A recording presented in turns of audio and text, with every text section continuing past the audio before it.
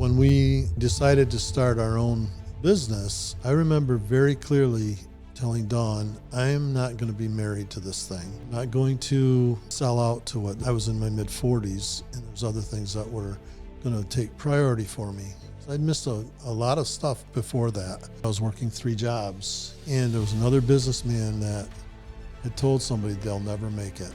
I'm like, well, then I'll do something else, but we just finished our 20th year business.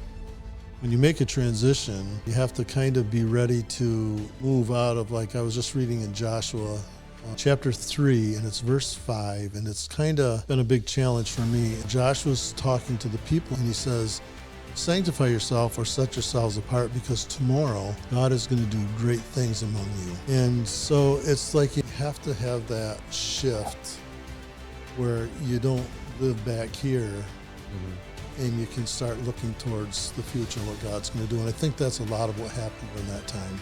We don't know the backstory to other people's lives, and so why they respond or react the way they do today is probably something in their backstory that we don't know.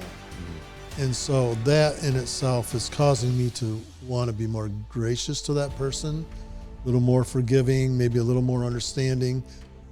Nobody knows what's going on behind someone else's curtain.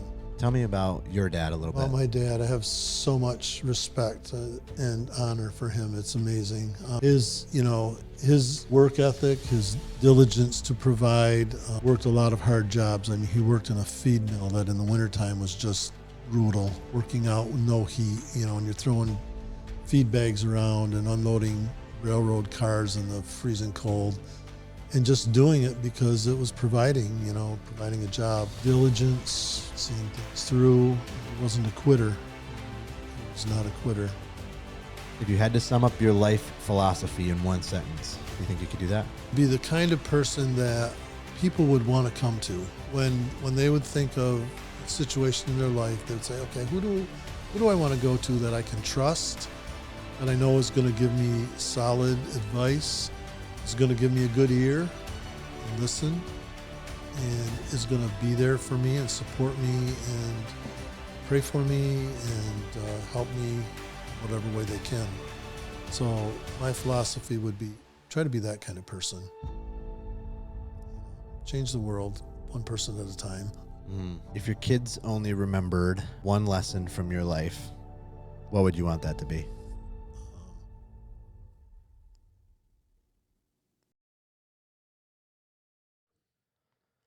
Hello, Dad. Brock. Welcome. Thank you. This is the first time that you and I have got to sit down one-on-one because Nick was here before. That's right. Yep. And so I'm actually really looking forward to this. I have a lot of specific questions that, as a son, I would like to have on record and, to hear from you specifically. So before we start, if anybody doesn't know you, what would they need to know to understand Will Roggie? I think I'm a pretty driven person. Like I like to have goals. I like to have something to work towards. I like challenge. I think, I think back to even playing softball, I wanted to be the one at the plate when there was 2 outs and we needed a run or something. So I like the pressure of that. I'm better under pressure. Like if I have a deadline, I usually wait till just before the deadline to get things going. Yeah, okay. Right. I don't know if you call that procrastination, maybe. Well, it's funny because some people are actually better that way. Yeah. Like they get more done, they're more efficient, they're more focused, and the end product is better. Yeah. And just because they operate well under stress. And I think I would probably definitely fit into that category. Probably why, it takes a while to get chores done around the house and things that need to be finished, until the heat's turned up. But no, and I think as far as personality wise, I see my personality changing, a little bit from being maybe used to be pretty intense to now I'm more laid back and can just kind of roll with things a little more. And what do you attribute that to? I think just maturity and aging and, probably having a different outlook on things and maybe different priorities as far as my own bent. Yeah. Yeah.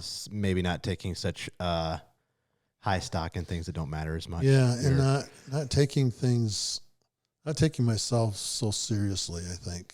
It's like there's more to what seems to be than just, everything is a crisis or everything is, that kind of thing. But yeah, you're kind of balancing out over, you think? I think so. Okay. Yeah. I think so.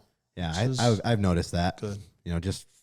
I get my competitive nature from you. I also get I think I'm good under stress too, under pressure. And I think I must get that from you. I've noticed that. Yeah. Oh, we got a deck. We got to get it done in 2 weeks. It's been all summer. Just in time for the summer to be over. Yes. But yeah. If I saw you running around as a child at a family get together or at a park, what would I see? A lot of motion, a lot of activity, a lot of, I would probably be in the middle of whatever's going on.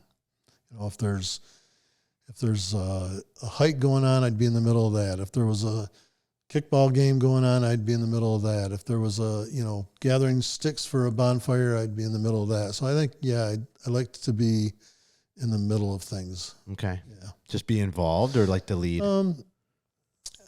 I could probably do either.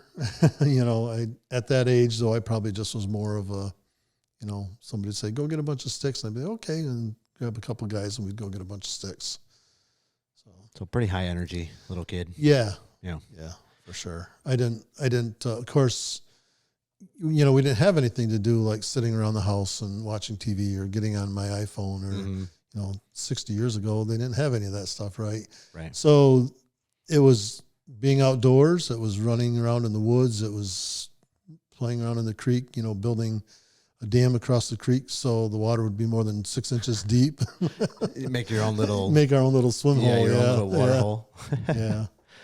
I think most kids can relate to that, especially from your generation and through mine too. But technology now is having such a strange effect on kids. And I'm even seeing that with my kids and, sometimes you just got to unplug a little bit and let them go explore their imagination some. Right. It's a good thing.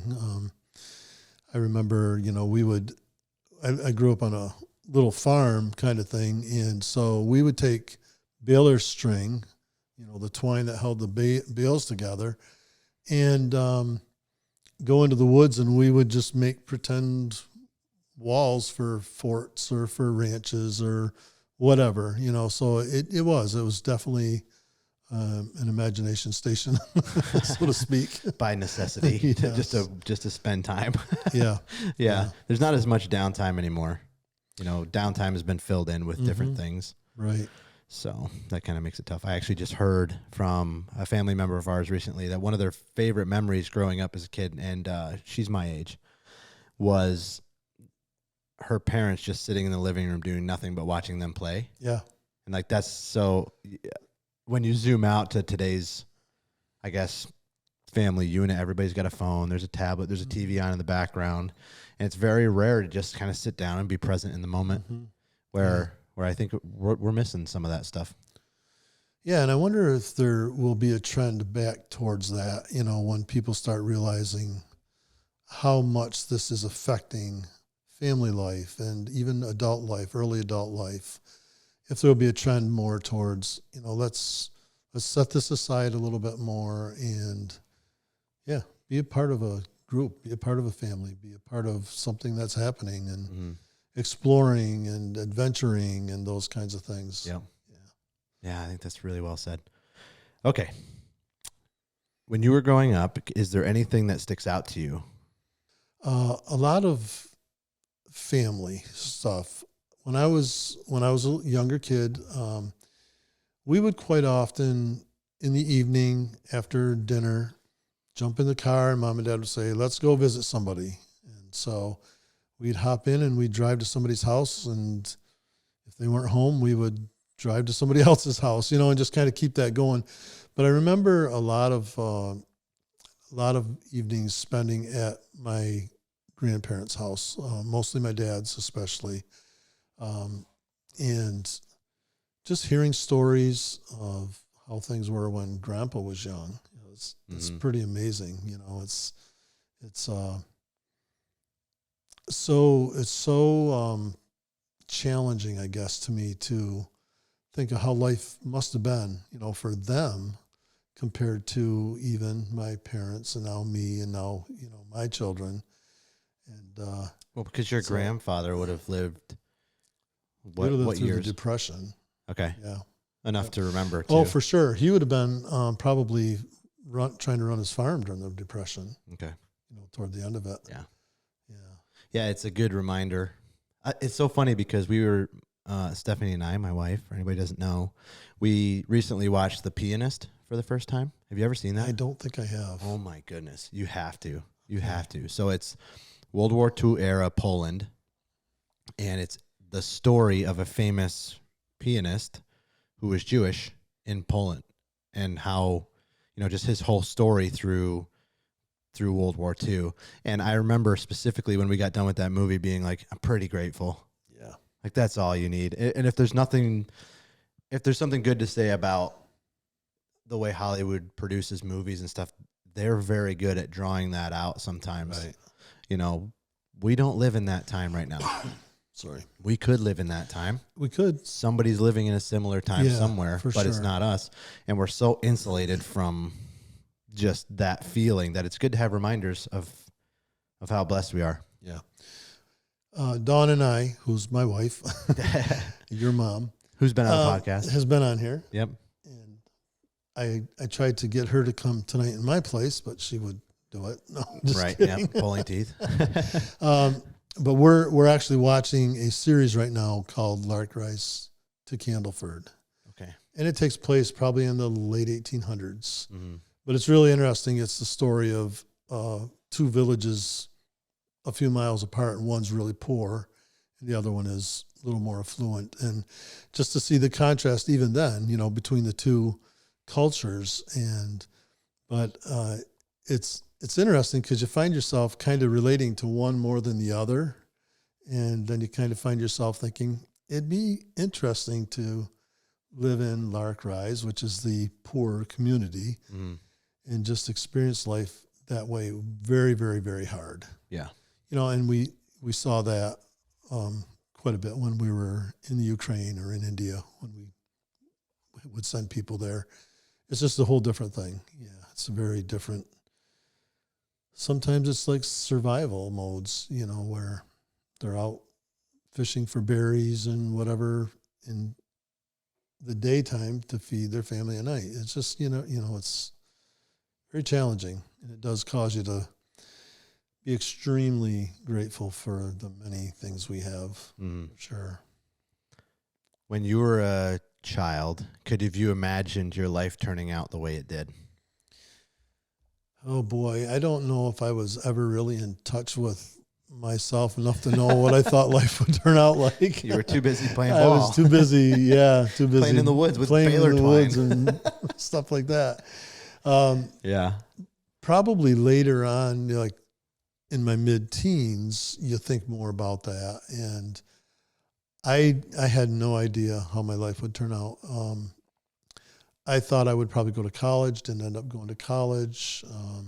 Met your mother, we got married, and if I were to answer that question in the reverse, looking back, I love the way my life has turned out. I couldn't have planned it to be this way, but I'm so grateful for what God has done and how he's provided for us, and, through the ups and the downs and, the hard times and stuff, good times, things that have come up, but how it's just kind of drawn us together as a family, Dawn and I together as a couple. So looking backwards at it, I wouldn't have imagined it turning out like this. I probably imagined more of, at the age of 15 or so, I would have imagined it more of, I would have got involved in corporate life and, tried to claw my way up because I'm very driven, and played that whole game. Yeah. Thank you, Lord. We didn't go there. Yeah. Yeah, there's risks and rewards to all of those things, and a lot of times with the climbing of the corporate ladder, when you get to the top, you've had to sacrifice a lot of things Right. for that, and Right. and how different your life would look, maybe for the better or for the worse. It's hard to know. Yeah, and you see it all the time. I mean, you see where people have attained great success, quote and unquote, but have lost so much. Mm. And in the end, what have they gained? Yeah. It's Ultimately, what matters, where your priorities at. right. Yeah, taking inventory in the directions that you want to go, and make sure that you're not leaving something out that's Yeah. gonna I think be very important. it makes me think of Andy Shaw, who helps sponsor your 518 team. And I don't know how many times over the last few years I've talked to him, and he's so into being at these tournaments, which is fun, but the reason he's there is because he wants to spend every moment he can with his boys who are playing, and how he just doesn't want to miss that. And he's a businessman, so he sacrifices some to go to these too. Sure. You always have work, right? Yeah. And I just, I thought that's a real honorable thing. It's, he's willing to lose a few dollars, maybe not working every weekend, so that he can have quality time with his boys that they'll never forget. Mm. This is huge impact on their lives. It's fun to watch the arc of somebody's why.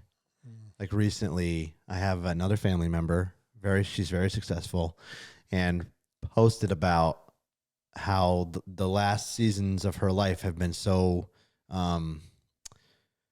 driven to accomplish goals.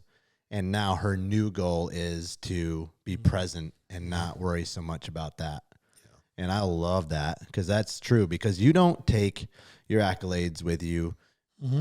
When you're 80 years old, when you're 70 years old, and you look back, it's not about the personal accolades so much in a corporate setting or in your work or financially. It's about the time you spent with those around you that you can't get back. Right. And those things are actually what is so valuable for the next generation, for your kids. Yeah. And I think, unfortunately, a lot of people get to the end of their life and realize that they didn't do that part right. Wish I would have spent more time at the office. Yeah. Who's ever said that? No one. You're right.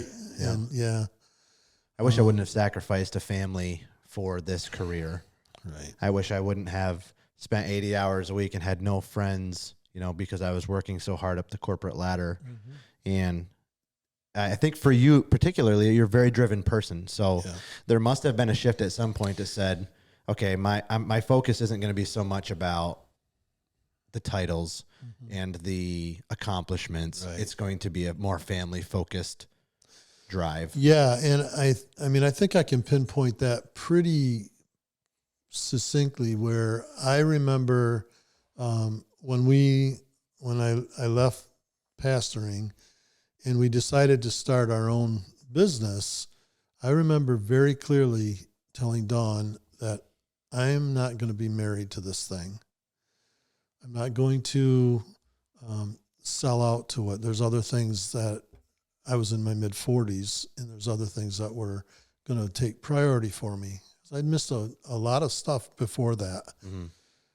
So at one point in time, I was working 3 jobs, and so it's like I woke up, went to job 1, went to job 2, came back to job 3, went to bed, and it's just created in me an awareness that I'm not going to be married to this. And I remember when we opened our business, I was only open Tuesday, Wednesday, Thursday, Friday, and half a Saturday.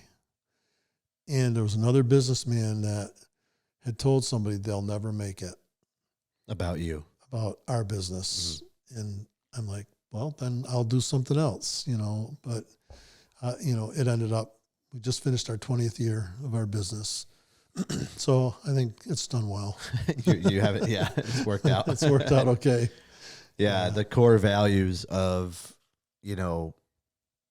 prioritizing, but also those core values being manifest in your business has clearly shown really good fruit. And I think growing up watching you, I I knew the long hours at work. I knew that we didn't see you as much maybe for certain seasons or whatever. And I think it takes a ton of maturity to say, you know what, like I'm not, if my lifestyle has to take whatever you would call it, would have to be more lean. Okay. If we had to make a little less money so that I could spend more time at home, that's a no-brainer option for me. Right. And I think most people don't see that as even an option. Like, actually, you don't need all the comforts that you have. Right. I can tell you what you do need, or I can tell you what your kids do need. Mm-hmm. They need you. Yeah. They need you present. They need you here. And so that's really good perspective because it kind of goes back to what we said before. You don't wish you could spend more time away from your family. And some people do probably. But that's just such a valuable lesson. And it's something that I'm learning too. But I remember, I kind of remember you setting your hours and being okay with that because for starting out business, to this guy's credit, whatever, he's probably seen people come in and be, for sure, oh, well, they'll just make their own hours and work when they want to. Well, that's not how business works, right? By the numbers. But that's really cool. Yeah, very well said. What was one of the hardest seasons of your life that people might not know about that impacted your life in a very deep way? I think when the transition that we made from getting done pastoring to going into the business field was very difficult mainly because it affected a lot of relationships, a lot of our relationships. We kind of pulled away for quite a few years, although we maintained our core group of friends and relationships.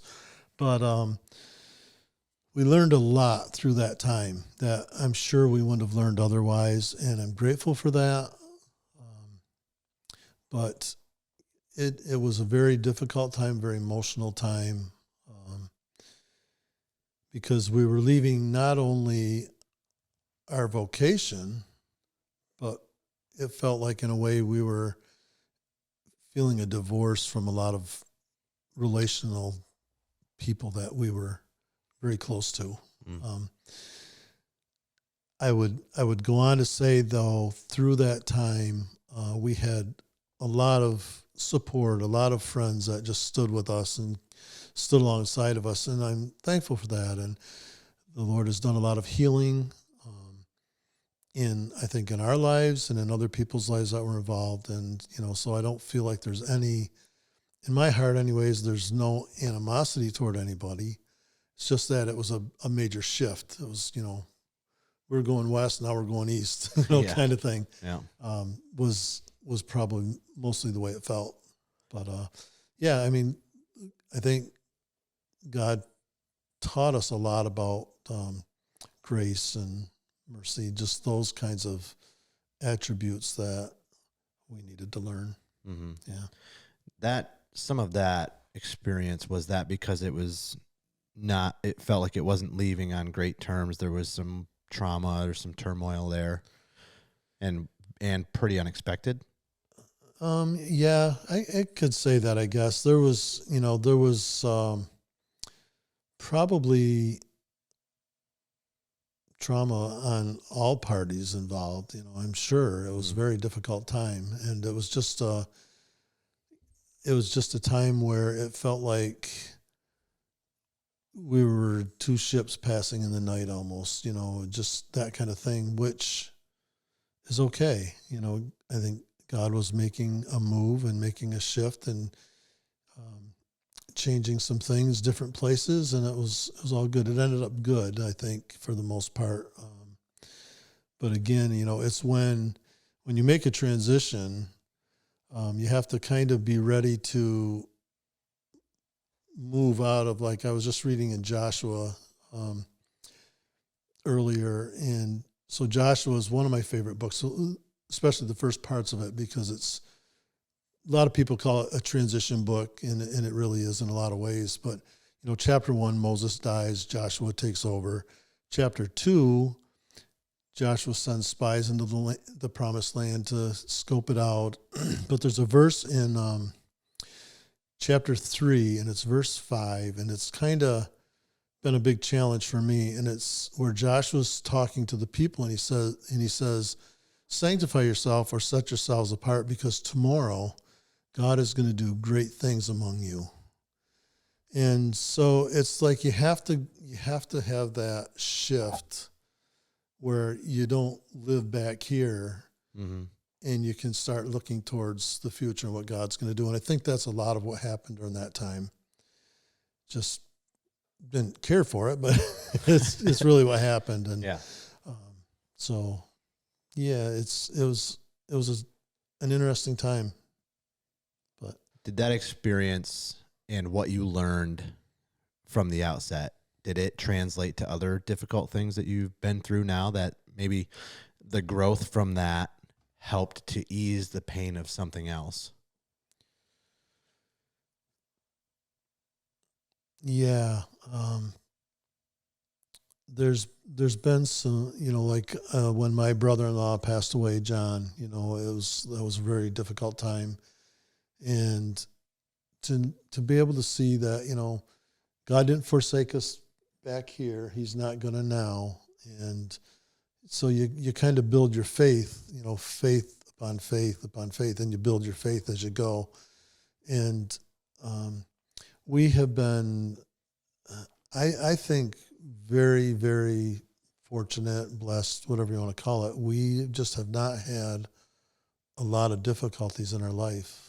When you think back over the time, I mean, we've been in our extended family, yes, and in other areas, yes, but in our own immediate family, not a lot has happened, that would be a difficult situation, I would think. Yes, you have your family stuff, you have your, issues amongst family, but nothing earth-shattering. I feel like we've been pretty fortunate with that. Mm-hmm. Yeah. And when something comes along, I mean, you're exactly right. And I think one of the things I'm most blessed about going through my policing career was that I got to see that in other people's lives in a way that maybe it didn't affect us the same. Mm-hmm.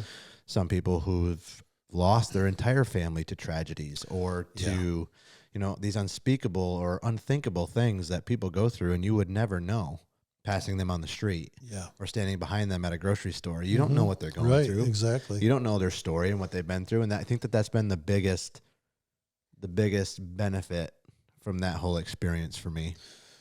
Yeah. And that is a good takeaway from it. I was just talking to someone today about, we don't know the backstory to other people's lives. And so why they respond or react the way they do today is probably something in their backstory that, we don't know. Mm-hmm.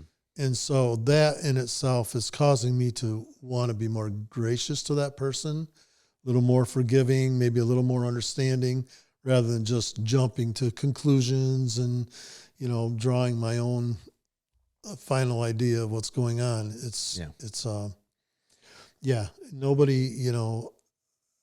Nobody knows what's going on behind someone else's curtain. Mm-hmm.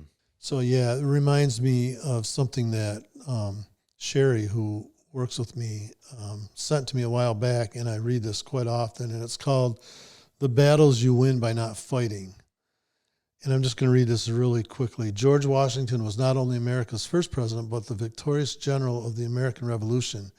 Yet most people don't realize that Washington spent much of the war not fighting or advancing, but running away. Why? It was because he knew that he was in no position to win. And if he fought those battles, which were a losing proposition, he would end up losing his army and thus losing the war. Mm.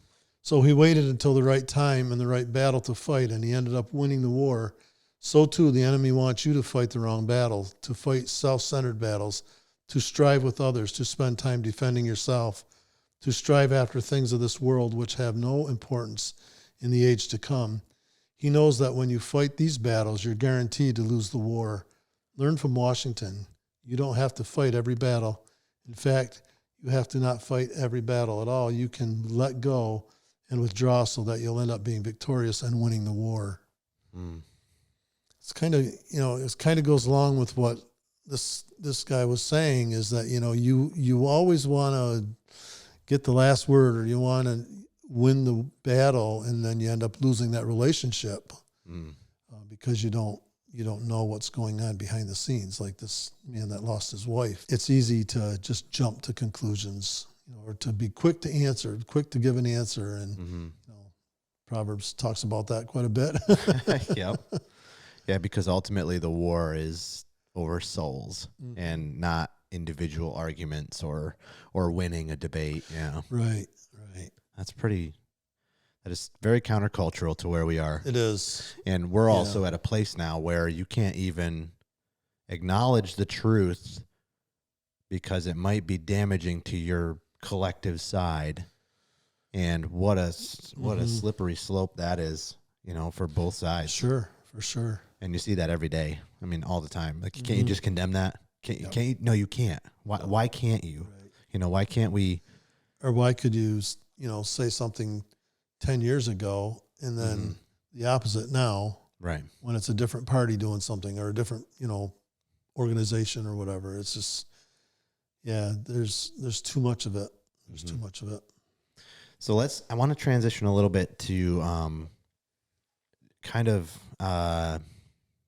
manhood, I guess, before we transition to fatherhood and marriage, and being a husband, because you were a man first.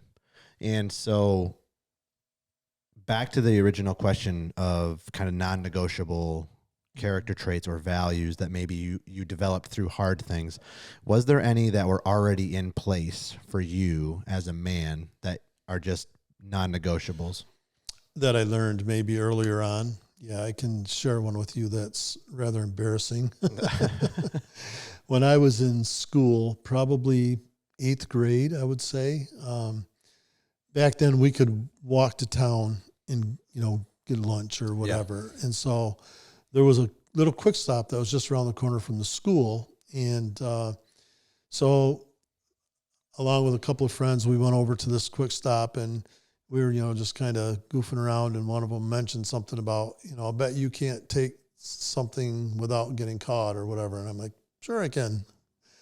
So I went in and probably, probably tried to walk out with a couple candy bars or something without paying for them, right? So, and I got away with it until after school. And I walked down to where Dad was working, and he was waiting for me on the back porch.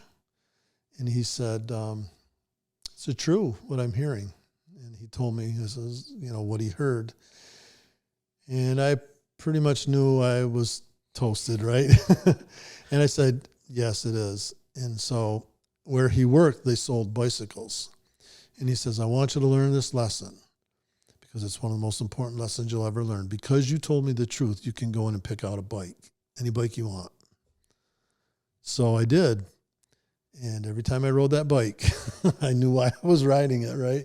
But the lesson in that was the integrity of honesty, and being an honest person. And that carries over into every aspect of your life. It can be your relationship at work, your relationships with your family, your relationship with teammates or wherever. And so I attempt to be honest in pretty much everything I do, or say. Very important to me is that aspect. So that's a non-negotiable pretty much for me. But tough lesson. And then even to make it worse, he says, now you're going to go home and tell your mother what you did. I was like, oh, great. How old were you at the time? I think I might have been like in 7th or 8th grade. Okay. Yeah, just 13, 14 years old, probably. Wow. That's pretty amazing.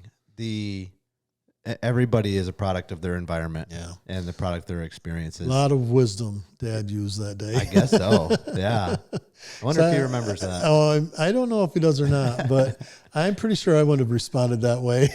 Right. Yeah, me either. Yeah. Watching him,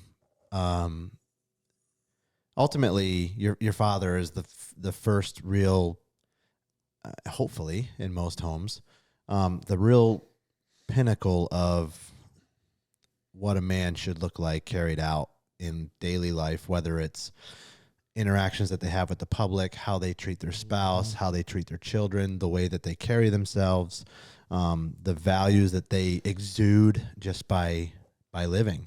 Yeah. And tell me about your dad a little bit. Well, my dad, I have so much respect and honor for him. It's amazing. His work ethic, his diligence to provide, worked a lot of hard jobs. I mean, he worked in a feed mill that in the wintertime was just brutal, working out with no heat, and you're throwing feed bags around and unloading railroad cars in the freezing cold and just doing it because it was providing a job. Later on in life, he pastored for a lot of years and a small church, and it's not all that prestigious to pastor small churches, because the ideal is you need to be adding people, and that's kind of what the big emphasis is on, and that's what people seem to lift up, But he was very, very faithful to his congregation, worked very hard, and loved them and cared for them, and any hour of the day or night would be there for him and Mom both. But and then seeing Dad support my sister through her times where, she lost two sons and she lost a husband, and how they've just really stepped it up in a way that's admirable. So, when I grow up, I'd kind of like to be like him. Just an amazing man. What are some characteristics specifically that you think about when you think about him? I think about commitment would be probably the biggest thing. His commitment to Mom, his commitment to the Lord, to his relationship with God, his diligence, seeing things through. He wasn't a quitter. He was not a quitter. And so that would be the biggest things that would stick out for me. Mm-hmm. Yeah. Were those qualities that you saw and you wanted to replicate that? Yeah, for sure. Yeah. Yeah. I don't want to be a quitter in anything. I want to be committed, to whatever the Lord has for me, whatever's in front of me, and I want to see it through and carry it out. Very much would like to apply those things in my life, like I've observed in him, for sure.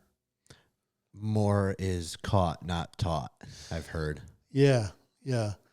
I was just thinking of that the other day. You can catch something, you can be taught something, but can you be taught and then catch? How does it all work out? Mm-hmm. And I think it's very true. Observation is a wonderful thing. When you're looking at those kind of characteristics and things that you might say are ideally what a father, a husband should do, should show, should exemplify, which of those do you think are missing in our culture the worst? It's kind of hard in our rural area because I feel like we're so different up here than what some places would be. But I think this sense of finishing, the sense of sticking to something and accomplishing something and being committed to it till it's done is a big thing. And I think we see that in a lot of different areas. It's such a different culture nowadays, though, because there's so many opportunities for people. Like even in the workforce, if you can get somebody to stay with the same job for 3 to 5 years, it's probably pretty impressive because there's a lot of opportunities out there and there's a lot of places people can go and try and do things. And so it's easy to bounce around from one thing to another and, and to just kind of continue searching for the right thing, if that ever happened to come along. So I think for me personally, I would look around and see what really impresses me when I see somebody that is committed to a task or to a relationship and carrying through with it. Mm. That is part of, I think, a generational difference too. It seems that younger generations are more willing to bounce around, jump around to find what they're looking for. Yeah, for sure. Oh, yeah. It seems like there's parts of my personal opinion would be, you can see the person who gets stuck in a job and won't do anything else just because there's comfort and security and it's providing, but miss lots of other opportunities because that's not in their purview. On the other hand, when you do the jumping around and trying to find out what you do, there are secondary effects to that as well. And I think that we have lost the commitment aspect pretty rough. Yeah. You can look at, let's talk about divorce rates. Let's talk about fatherless homes. We're talking about commitment. Exactly. We're talking about provision. We're talking about these same kind of overarching moral questions that we have that in our culture are just completely lost. And I think for the younger generation, the non-committal side of things, as long as it's done with the right attitude of, I'm looking for what I want to do forever, sure, or I'm willing to take risks wisely, that's a good thing. Yeah, there's nothing wrong with that. Right. Yeah. But also, I do definitely see a large shift in the commitment aspect that kind of flows into the personal life side, work life versus personal, So, I'm not super committed in this job. I don't show up all the time, or when I should. I call out too much. Well, that's going to affect the rest of your life with different areas of your life, your personal, your family life, and stuff like that. So, that is definitely something that, looking back at Grandpa, at your dad, I see a steadfast, humble, serving, committed man. Yeah. Like, there's some really good qualities there. And look at his family and look at the fruit. Sure. And so, I definitely think that that's a huge thing lacking. Sometimes you can be committed to a fault. And not take that step, like you're so committed to where you are that, and I'll use Dad for an example. He worked for 30 plus years at very poor pay. Consideredly, he could have probably flipped hamburgers at McDonald's and made almost 50% more than he was making there, but he loved his job and he was committed to the people that were there and committed to the company. And so in effect, it cost him in the sense that, his retirement wasn't what it could have been had he gotten a job at the hospital or other things like that. So there was a cost to that to them, but the commitment part of it was never a question. Yeah. And as an employer, that's the exact kind of employee that you want, and that you want to invest in and you want to keep, you want to figure out ways to keep them. And I totally agree, though. You can be committed to a fault. And a lot of people have that problem with relationships. They'll get burned 4 or 5 different times by the same person and they're still with them. And part of that is because fear of failure, I think some, as far the as unknown. The unknown. Yeah. Sometimes, what how do they say it? The devil is better than the devil you don't. Yeah, exactly. More or less, That's right. And so I think that there's part of that too, but also there are many people out there who are just committed to a fault. It's just what they do. They won't venture out. So it's interesting. And part of that's personalities, and stuff too. I think Dad's one of the things he's probably most proud of is when he, the last time he actually got laid off from a company that he'd given 30 some years to. And so he started his own business, selling clothing, shoes, work shoes, that kind of thing. And I could just see life coming back into him. It's like his comments were, why didn't we do this, 20 years ago or whatever. So it ended up being a good thing for sure. You mentioned early on in the episode here that you're a pretty driven person, and it seems like every 5 years something else has changed. Did you listen to the recent episode with Connor and Iris Bielsi? Yes, I did. Okay. Did you hear what she said at the very beginning about how every 5 years you're a different person? Yes, yeah. And that kind of clicked with me because it's like every 5 years I am a different person. maybe that's why you need new. It's been interesting. It's been interesting because it's been longer now, so it's time to. I'm getting a little antsy, you know, but it was within kind of the same arena, you know, like we started a store, you know, then we built a building, and then we did different things. But yeah, so it's been, oh boy, it's been a long time. Although then we did the cafe, we got into the cafe. So that's been about 7 years, I think. Uh-oh, you're overdue. So look out. You're overdue. Look out, world, here we come. Let's see what you're doing next. Oh, man. Yeah. If you were to lay those out in a timeline, are they pretty like every 5 years kind of? 5 to 7, yeah. Okay. Yeah. Interesting. I would say. I told Brian Olmsted when I worked at Sherwin-Williams, I was there for like 11 or 12 years, and I told him I'm way overdue. Yeah. You know? Yeah. Okay, if you had to sum up your life philosophy in one sentence, do you think you could do that? My life philosophy, I would say right now would be to love God and love one another. And I think a lot of other stuff will kind of fall into place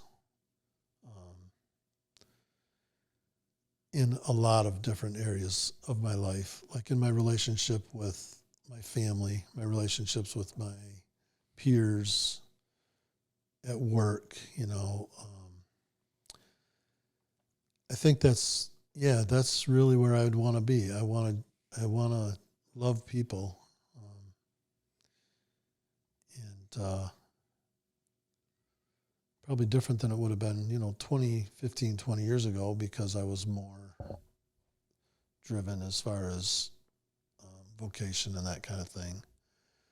So my philosophy in life would be humble, be loving, be kind, and be a servant. That's where I would put the exclamation point. What does that look like in practical application?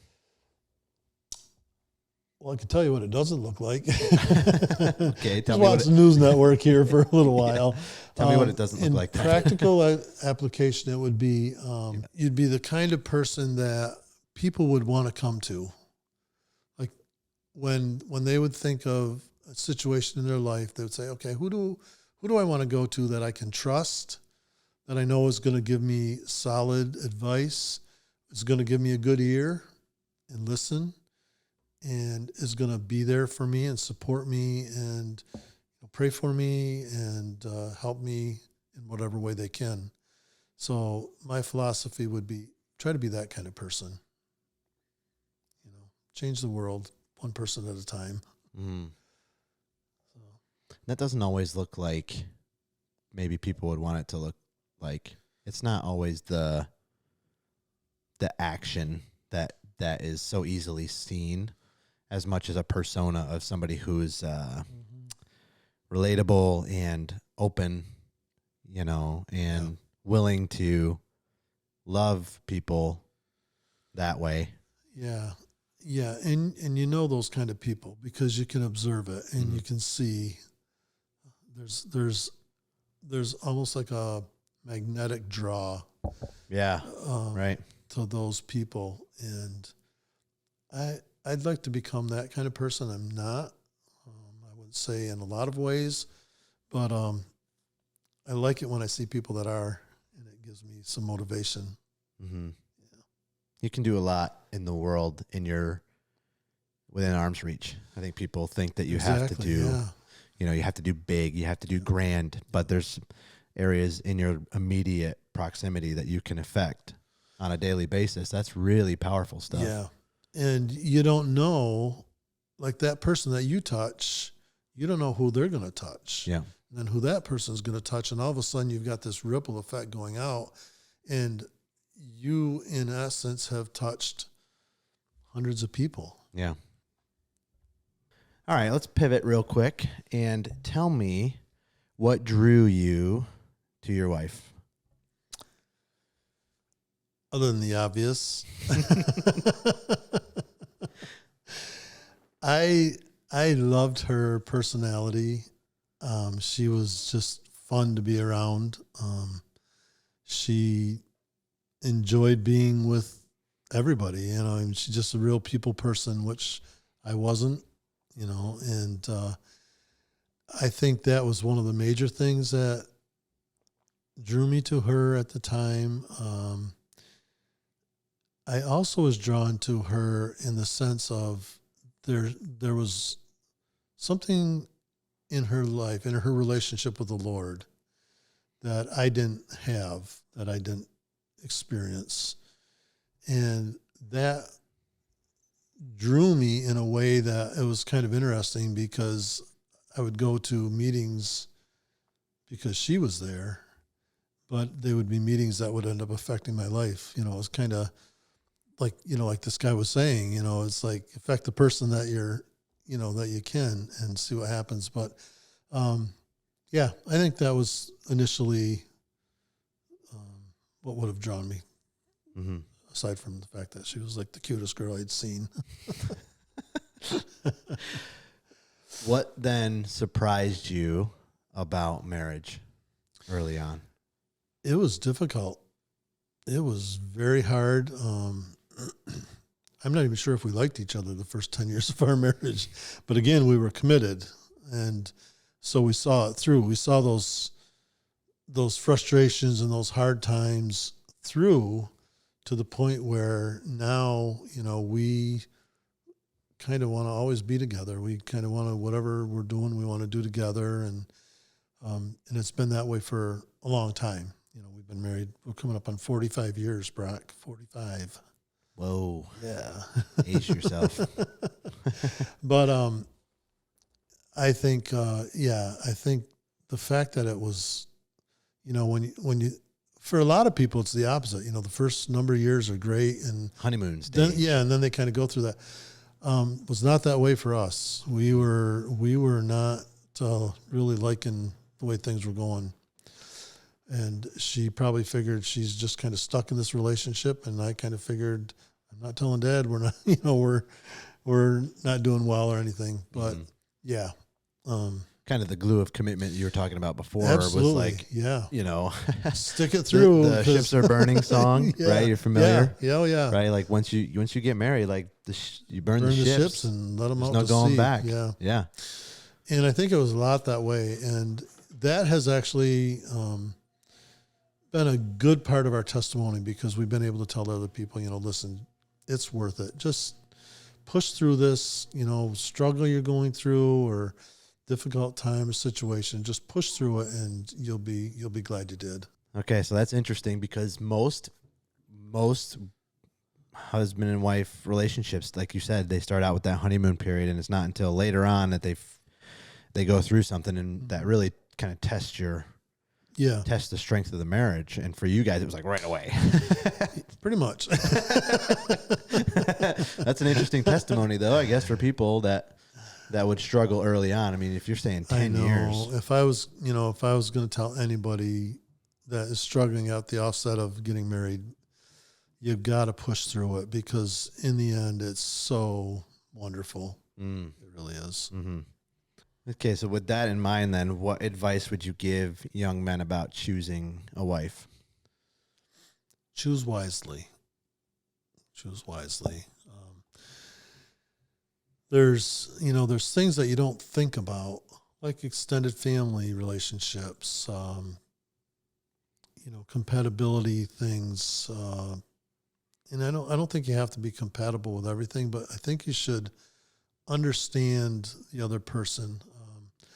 Personality test, motivational gifting testing is huge, because I think a lot of it for Dawn and I was we didn't know each other to that degree. And when we started studying personalities out, we started understanding each other better. And so I think, the more you can know ahead of time, the more it'll benefit you in the end. obviously find somebody that you don't mind looking at when you wake up in the morning. I mean, that's kind of critical. Of course, yes. But even that stuff changes. It does over time and when you age. I mean, yeah, you know what? It's the core of your relationship, right? Which isn't just superficial. You know, there's a lot to that, and you don't understand it till you get there. Like, I kind of feel like we're there. I think Dawn is more beautiful now than she was 45 years ago. You know, I left the house tonight and she goes, "You look so handsome." And I'm thinking, geez, I'm getting thinner on the top and thicker in the middle. And it's just like, how does this work? I think it's funny because when you know somebody's personality, like you were talking about, it's not like hey, when you're looking for a wife, sit them down, do a personality test, sit them down and get where their head is at spiritually. And, but I mean, it's probably one thing there. you might learn really quick is what attracted you to them when you were dating them might really frustrate you after they're married. Interesting. Yeah. It's just a weird dichotomy that just like. Do you have an example? Can you think of something? Yeah. I used to love, like I was telling you, I loved how she liked to be around people all the time. Well, after we got married, she wanted to be around people all the time, and I just wanted her to be with me. Interesting. Yeah. You know, for sure. And so that created a friction in our relationship where I was more possessive, and she was just like, you know, this is who I am. This is who I am. Yeah, for sure. Let me be social and let me go and that kind of thing. And, you know, the Lord obviously did a work on that whole thing in my heart, and it changed our whole relationship. I've heard it a few times on here that marriage isn't about obviously changing the other person. It's just about how much you're willing to die to yourself and change yourself. Yeah, for sure. Ultimately, that is your sphere of influence, and that's what you should be focused on. And learning ways to get better at all that stuff, man, it's such a challenge for me. You know, every time I hear stuff like this, I'm like, oh my goodness, I could be so much better. Mm-hmm. You know, I need to stop worrying about fixing my spouse, and I need to figure out how I can relate to that instead. And so, yeah, just really challenging. But ultimately, I think what you said too about there's this whole opposites attract thing, and then there's this, like, you have to have things in common, but and I think the difference between is, like you said, interest and personality. It's, you know, if your temperament and your personality are really just always rubbing, that's going to take a lot of work. It can be done. Yeah. It's going to take a lot of work. Sure can. I have a book in my library that the title is Opposites Attract, and the attract is crossed out and attack is written underneath it. So opposites attack, you know, and it's talking about what we were just talking about, where what attracted you could become a frustration. Mm-hmm. But you have to learn, you know, you have to learn and change and grow in that. And it's hard work. Yeah. So once you guys were marriage experts, what scared you the most about becoming a father? Well, I think the reality of, oh boy, now we have some serious responsibility, you know. Even a different level of responsibility than marriage. Yeah. Because, I mean, Dawn worked out some, you know, before we had children, but after the children came, we tried to not have to do that. So what do you mean worked out? Had a job outside the house. Okay. She waitressed and did a few other things here and there. But so I felt the responsibility more of, okay, I've got two people to provide for and to, you know, make sure they have a home and food and care and, you know, that kind of stuff. So yeah, that was kind of another shift, because, you know, when you first get married, it's just like you said, for a lot of people, it's just like, there's just two of you. Mm. She can do what she needs to, and I can do what I need to. But then when there's a third or fourth one that come along, it's not that way anymore. You know, it ties you in a different way. It does. And the level of responsibility, it doesn't just double. like it quadruples in a Yeah, hurry. compounds.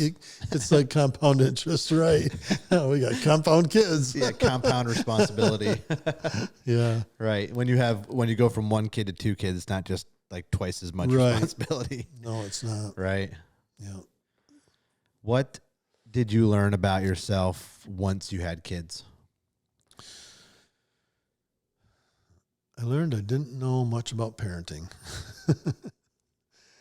And I can remember when Dawn and I were dating and maybe her brothers were into something, and I'd say something to make a comment to Mel and Norma, and to one of them, I remember one of them saying, well, Yeah, we'll see. you'll have kids someday. Right. Yep, you're absolutely right. Take back all those things I said. You don't know what you don't know. You don't know and what you don't know most things until you're That's it. directly in it. Yeah, a lot of ours was just kind of learning on the curve, Yeah. I saw a clip recently because you had a lot of kids. So basically what the outline of the interview was he was saying that no sibling is raised by the same parents. So true. Yeah. Like you almost grew up in different houses. Right.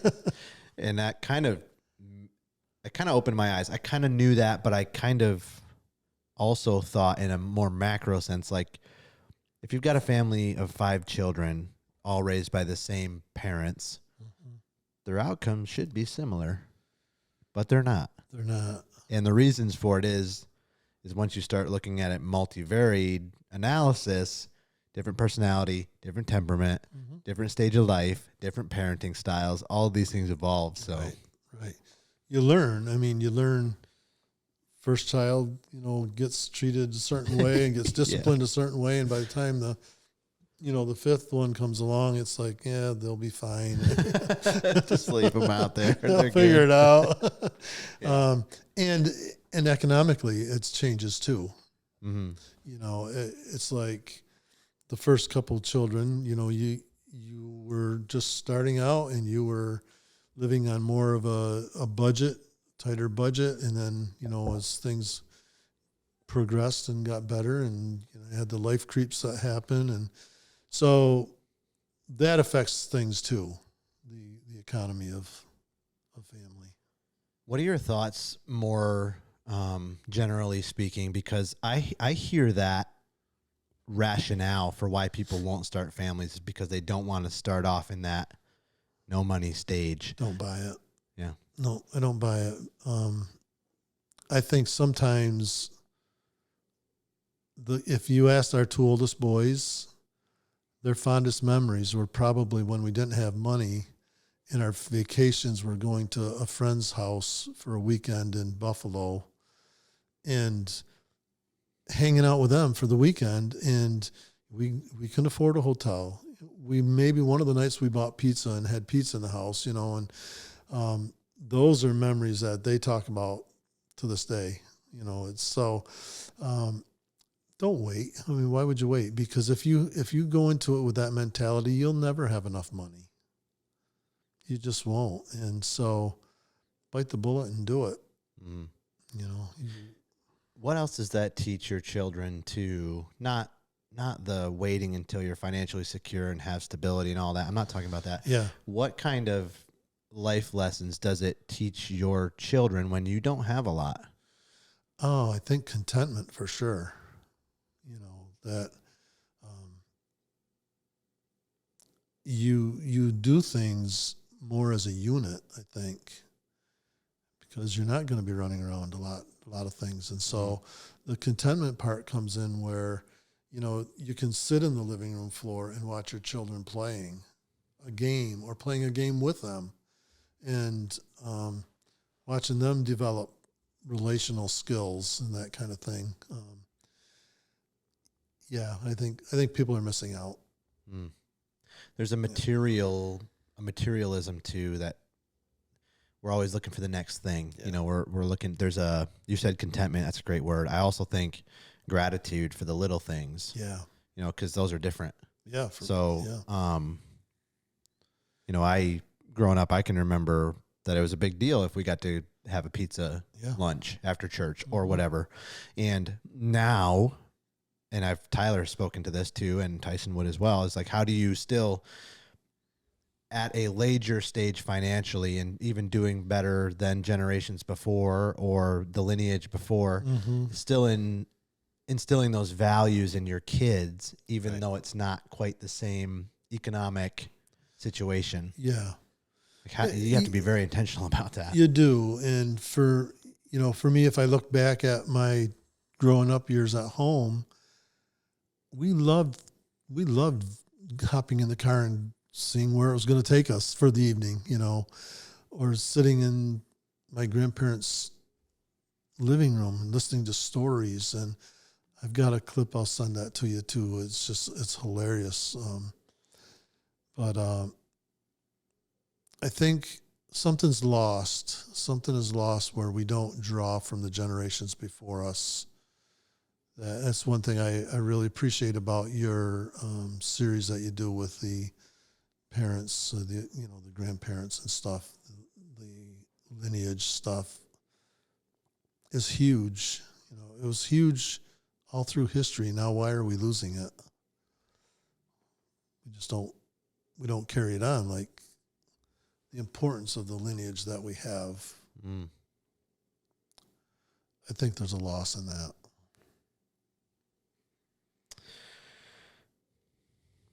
What do you think you got right as a dad?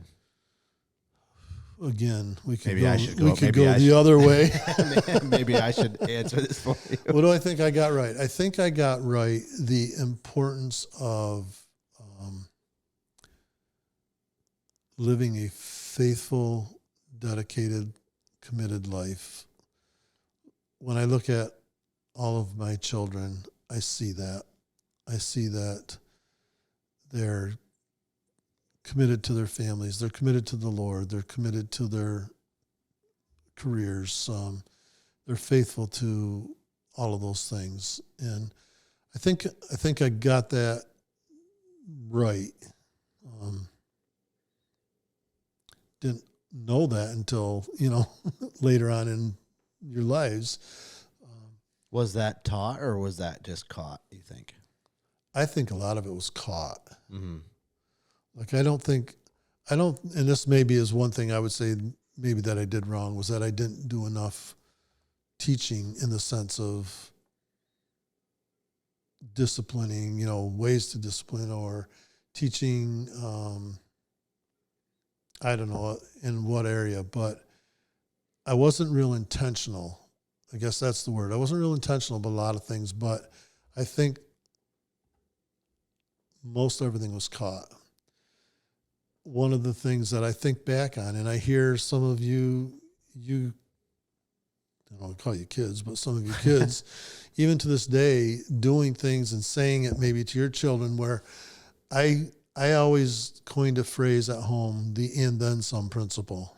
Yeah. Do you remember what that is? Uh-huh. You know what that is? Yep. Yeah. And it was like, you got a job to do, you do the job, and then you do something a little bit more. Just add to it a little bit. And I think I got that right. I think, that was something that was important to me. It developed character. It developed a sense of going beyond what's expected. So, yeah, I feel pretty blessed and fortunate with that. Yeah. One thing that I think that you did really well is you were not pushy. I think that a lot of parents get that part wrong. I never felt like I had expectations unfairly bestowed upon me for what I should do. In fact, quite the opposite. So this is something, as my kids get older, I'm going to be coming to you about to ask how you navigate that, because parents have expectations for their kids, and it's very, I think, hard to keep that suppressed and encourage the child to do what they would like to do, or what passions they have, or direction for their life. I can't tell you how many times I've heard stories my father wanted me to do this. My mother wanted me to do this. This was always what they wanted me to do. And I went down that path. And then, my heart wasn't in it, and I didn't get fulfillment. I think that you told me early on, and I think I've mentioned this before on the podcast, when I was going to college, and you basically said you didn't care what I did. You didn't care if I was flipping burgers or if I wanted to be the president of the United States. Whatever it was that I wanted to do it with all that I am, to do it well, and to find fulfillment and worth in what I was doing. Yeah. And I think that was so like calming and a relief to me to know that ultimately I'm my own person. I have a support system who's willing to back me. And that's what another big thing that you guys were, super supportive. Whatever we wanted to do, very encouraging, very hands off, but there, go out and figure it out, but we're here. And I think that developmentally kids need that. They need to be able to figure out what they want to do with their life and then not feel this sideways pressure of somebody looking over my shoulder, making sure I'm doing the right thing that they want me to do. Yeah. And it's very easy to want to control all that. Because, in a sense, parents can kind of see ahead a little bit. Right. And, it would be in our instinct to want to protect and, spare our children from making a mistake or making a dumb move. I think that's probably from pain and learning the hard way. And I think that's the way God views us. It's like, man, I can see him just saying, but I can spare you some agony here. But the value in learning, life is a learning journey, and the value in learning as you go is huge. But for me, I always wanted you guys and the girls to know where we are. We're here. You can always come back to us. You can come to us, and very important, the support part of it. So I think when you get parents that want to push their kids in a certain direction, and then the kid kind of pushes against that, they're just going to shut them off. And then where's that person to go? And the damage to the relationship too. I mean, forced expectations can be such a friction point in a relationship, especially if you're not able to maintain those expectations for whatever reason. I'm flipping in my head through all of these episodes where this same kind of theme continues to happen from fathers who I really respect. Ezra Segrist, one of his very first episodes, I believe it was, that he was on the podcast, he talked about is exactly what we're talking about. How one of the best things you can do is have them go learn. And if they come to you, be ready to give that advice. But also he said that by learning from other people's mistakes too, you can mitigate your suffering to some degray. The pain that you might have felt. Tyson, your oldest, my brother Tyson, hey, there's some paths here that may not, I'd rather not see you have to deal with that. Yeah. But ultimately it's your decision. And this was my question then to you, is how hard is it to watch a child make decisions that you see the consequences to ahead of time that maybe they don't, and maybe you've expressed like, hey, there could be some problems here, and then to see them choose that path. What is the reaction after they've chosen that path that a father or a mother should take? I go to the throne and just, I just take it to the Lord and pray. And the main path for me is I will probably tell that child, this might not end up good, depending on their age, of course, and that kind of thing.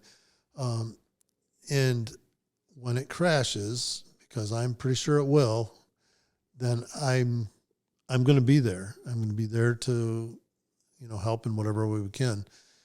And then we'll move forward from there. But it's not going to damage our relationship in the future. It's not going to make me love you any more or any less. it's it's a life lesson. We've learned it, and let's move forward.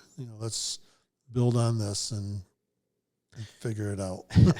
That seems like such a good environment for you to be able to learn through mistakes without feeling like there's irreparable damage at home. Like sure. I can still make this mistake and know that I'm still valued the same, that I'm still loved the same, and that the position going forward isn't let's go dissect all the stupid things you just did. Yeah. It's let's not do it again if we can help it and go forward. Absolutely. Hey, did we learn something here? What was that? Because I've heard this too recently, like not necessarily with decision makings, but with sin. Like people know their sin. Yeah. You don't have to be always pointing out their sin. Like people know. They know. Of course. So when you make a mistake, you know. Yep. And how do we kind of internalize that to grow and be a better version of yourself, to maybe not make decisions like that all the time, or to tell your kids someday how to handle that situation? Very well said. Yeah. Very well said. Okay, so this goes to the next question then. What do you wish you'd done differently? You touched on a little bit about maybe parenting, the intentionality and communication. I wish I would have been more intentional for sure. Not in laying down rules and laws, but in just talking. And, I think there were times where, again, I was very busy, very tired. It's not an excuse, of course, but I think the value of communication in relationship with your children is unparalleled. If they know they can come and talk to you and be an open book, share victories and struggles and all that, I think that part of it, I wish I would have done more of. Like if if I knew you were struggling with something, being there and talking about it and just going out for a milkshake or whatever, and, or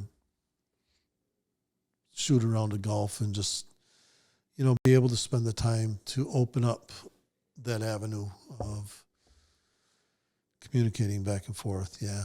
I don't feel like I communicated a lot with you guys, with the children. Which is a very different thing from being present. Right? Yeah. Like there's a kind of a secondary layer there, because you are very present as a father. Do you see a generational difference in what we were just talking about that intentionality to sit down and say, what are you going through? What's going on with you? We can have this talk. Let's go get, what did you say, a milkshake? Yeah. Whatever. Yeah. Is that changing? Have you seen that kind of evolution? I think so. I think your generation does it much more. I see all of you guys as being much more intentional in communicating and discipline and the way you do it and the communication through that. And I think that, my dad, we rarely talked about things, very rarely. In fact, when I asked him, about asking Dawn to marry me, his whole response was, he just kind of, just make sure she's going to say yes, and that was the length of that. Right. So we didn't have a lot of that kind of communication. Now we did. I can't remember very many nights at all where we weren't together as a family.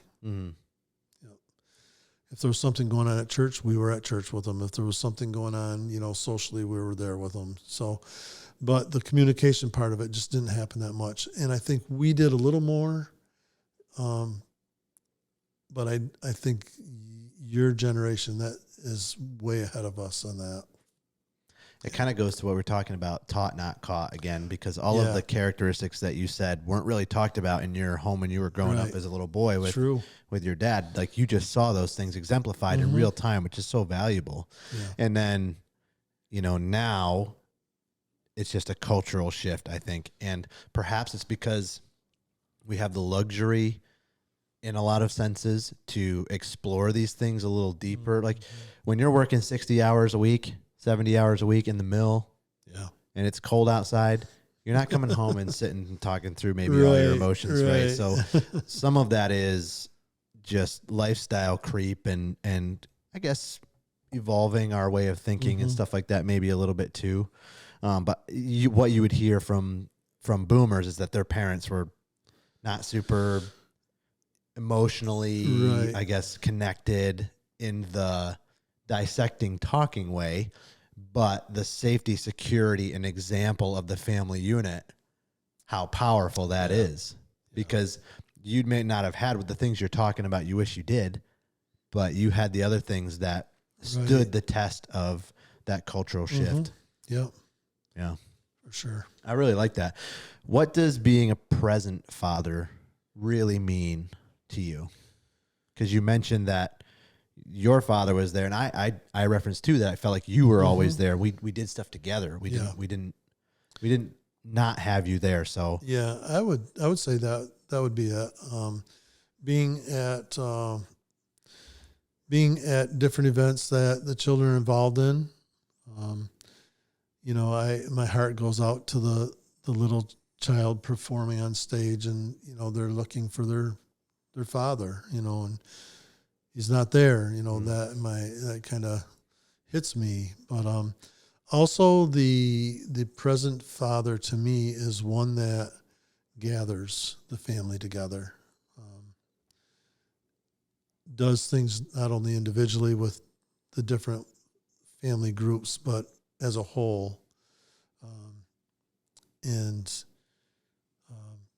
being available, you know, being present when there's a need, not only, you know, emotionally or mentally, but physically, you know, when there's something going on. I know when Calder had to replace, you know, his septic system tank, you know, and he needed some help, and I wanted to be there to help. And, you know, with Tyson or Tyler or you or Nix or whoever may see, being present is being available. That would sum it up. I could take all that other stuff out of there and just say it's being available. yeah. But making yourself available is a conscious decision that you have to do ahead of time. Yeah. It's not just I happen to be available. It's I'm going to make myself available for when there's a need. Yeah. And I think if I was to take a straw poll of our family, that's something that you're very good at. And yeah, so thank you for that. We've felt the blessings and the fruit from that. And it makes me want to be that way. Yeah. Not only generosity is something that I feel like you really are good at. You love giving. You love, whether it's time, whether it's gifts, whatever, whether it's when I was in college and you would steal my car to go and put a full tank of gas in it, stuff like that. Yeah. But more so when we've had a need, you were there. And I think that's profound. Yeah. It's a good example. That's the caught part of it. Yeah, because you've never told me that. No, right. Yeah. Okay, let's do a couple rapid fire here as we're getting ready to wrap up here. What season of life would you relive if you could? Boy, I really like the one I'm in now. You know, it's tough to beat all the grandchildren and the children and the spouses that, you know, everybody's chosen. It's par excellence. Mm. You can't really beat that, I guess. I know. I wouldn't want to go back to when we were first married, of course. Obviously. As we said earlier. Yeah. And, you know, there's been highlights probably in every area, but this is a really good time, really good life. Mm. Yeah, very fulfilling. What do you know now that you wish you would have known at 25? 25. Let's see what year. That born would in be 1960. 40 years ago. So in 1985, right? I was just married for 4 years. Yeah. What do I wish now? I wish I would have known that everything's going to be okay. Yeah. Everything's going to be okay. God's got this.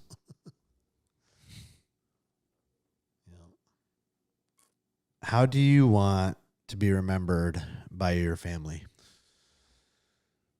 I would say that I mostly want to be remembered as a man who loved God, loved his wife, and loved his family. Yeah.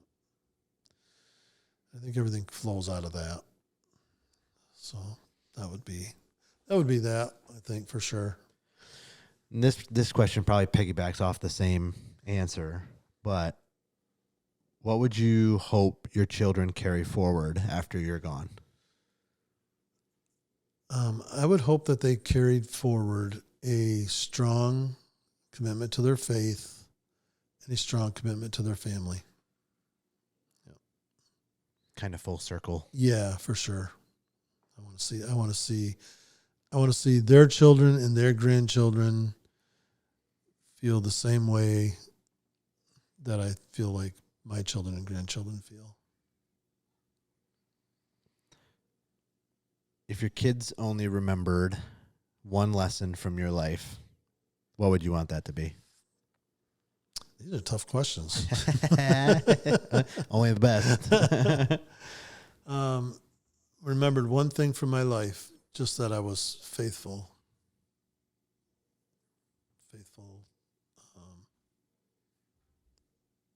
Pretty much covers it.